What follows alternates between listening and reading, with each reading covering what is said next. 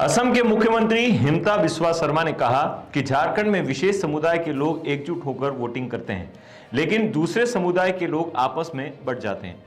हिमंता पलामू के लेजलिंग में चुनावी जनसभा को संबोधित कर रहे थे। सभा में हिमंता ने कांग्रेस, जेएमएम और राजद पर जमकर प्रहार किया। उन्होंने कहा कि झारखंड सीधो कानू, नीलांबर पीतांबर और भगवान बिरसा मुंडा की धरती है। उन्होंने कहा कि हेमंत सोरेन का फोटो लगे झोले में चावल बांटा जा रहा है, लेकिन ये चावल नरेंद्र मोदी का है। झोले पर फोटो नरेंद्र मोदी का होना चाहिए। बरकट्टा में उन्होंने एक महिला से बातचीत की तो महिला ने बताया था कि झोले में फोटो हेमंत सोरेन का जरूर है, लेकिन चावल नरेंद्र मोदी का है।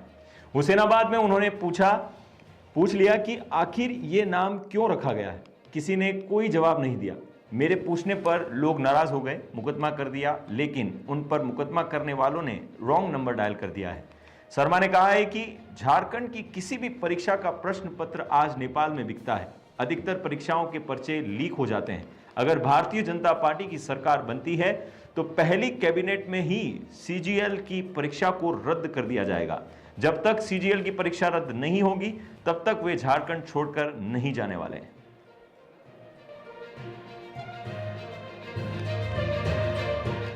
हिमंता ने कहा कि भाजपा की सरकार में पहली कैबिनेट ही में ही 2,87,000 युवाओं को नौकरी देने की घोषणा की जाएगी।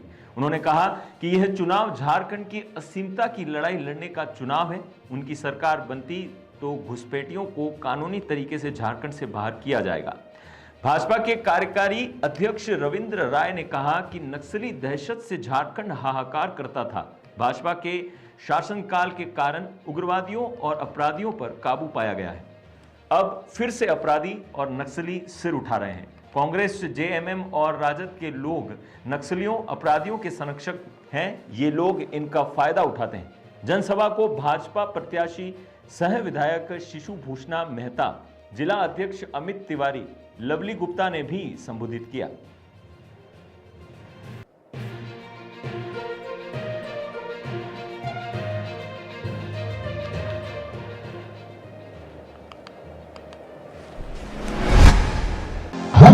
ये लुप्त हो जाएगा।